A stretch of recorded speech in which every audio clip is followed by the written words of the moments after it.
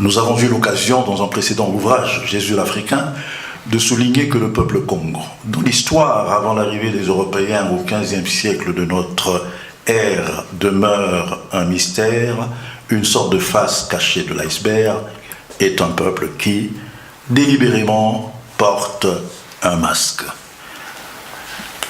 Alors, je suis un fervent disciple du professeur Cheikh Anta Diop et du professeur Théophile Obenga, qui sont des égyptologues très renommés. Et je me souviens que quand je suis arrivé à l'UNESCO, je crois que c'était en 1983, l'UNESCO venait d'organiser une conférence au Caire où le professeur Cheikh Anta Diop et le professeur Théophile Obenga ont été confrontés aux chercheurs, je dirais, occidentaux ou du monde entier dans leur thèse qui voulait que les pharaons égyptiens ne sont pas des Asiatiques ou du type européen comme nous l'avons appris à l'école, mais que ce qui est normal, étant donné que l'Égypte se trouve dans le continent africain, que c'était des Africains et des Africains noirs. Et le professeur Cheikh Anta Diop donnait un conseil. Il disait aux chercheurs africains qu'il fallait que dans leurs recherches, ils soient rigoureux, scientifiquement, pour pouvoir affronter, dans un sens positif du terme, ceux avec qui ils auraient à partager leurs découvertes. C'est la raison pour laquelle moi-même, par révélation, par intime conviction, je savais que nous avions une histoire mystérieuse, cachée, mais d'aller au-devant des gens et de parler sans preuve rationnelle, sans preuve scientifique, était s'exposer à la raillerie, à la moquerie. C'est la raison pour laquelle j'ai pris toutes les précautions pour faire des recherches aussi rigoureuses que possible, scientifiques, pour pouvoir parler donc de mes recherches, de mes découvertes, de mes révélations, sans me ridiculiser. Et l'une des choses que j'ai faites en amont, ça a été d'étudier l'hébreu à fond.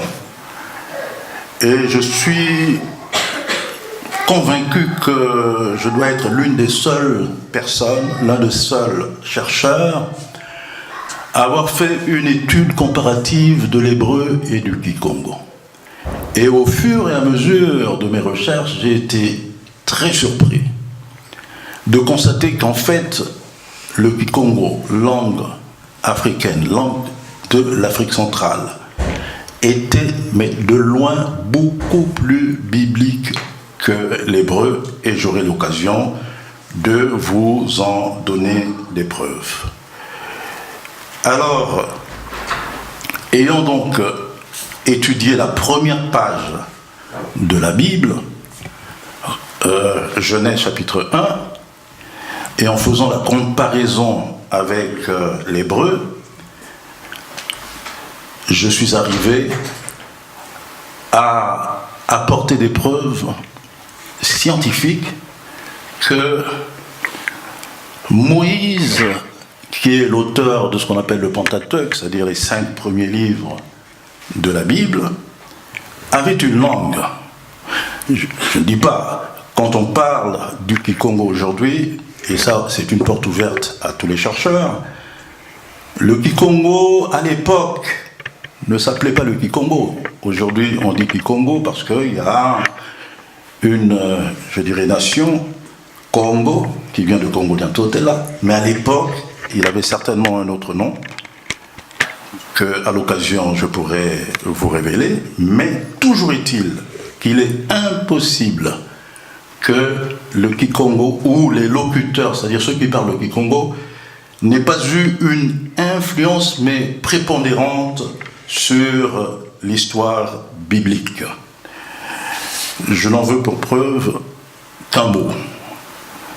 Et avant donc de rentrer dans le Kikongo, je voudrais qu'on passe par le Lingala.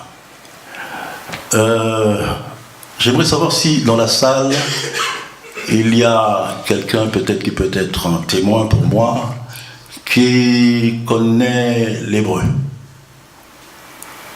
Non, le Kikongo. Ok.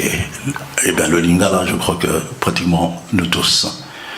Comment dit-on 7 en Lingala?